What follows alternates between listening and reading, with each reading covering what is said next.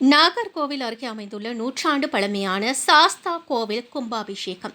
நாகர்கோவில் அடுத்த பரக்கை பகுதியில் கூருடைய கண்டன சாஸ்தா கோவில் உள்ளது. இந்த கோவிலானது பல நூறு வருட பழமை வாய்ந்தது.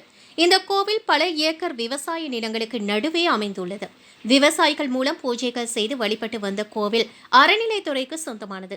இந்த கோவிலில் கும்பாபிஷேகம் நடத்துவதற்கு தமிழக அரசு அனுமதி வழங்கப்பட்ட நிலையில் இன்று கும்பாபிஷேகம் நடைபெற்றது. சிறப்பு விருந்தினராக பாராளுமன்ற உறுப்பினர் விஜய் வசந்த், மாநகராட்சி மேயர் மகேஷ் அவருடைய துணைவியாருடன் இந்த கும்பாபிஷேக விழாவில் கலந்து கொண்டு சாமி தரிசனம் மேற்கொண்டனர்.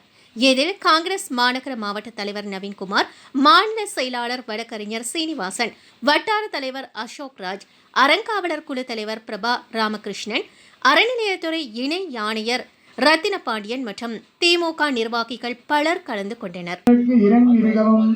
அகிலமதில் நோயின்மை, கல்வி, தனம், தானியம், அழகு, புகழ், பெருமையிடமை, அறிவு, சந்தானம், நுகர்ச்சி, தொகை தரும் 16 பேரும் தந்துகருடே சுகானந்த வாழ்வழிப்பாய் சுகித குணசாலி பரிபாலி அனுகூலி விரிசூலி மங்கள விசாலி மகவுனான் தாய்னி அலிகொணாதோ மகிமை வளர் திருக்கடவூரின் வாழ்வாமி புகழ்நாமி சிவசாமி மகிழ்வாமி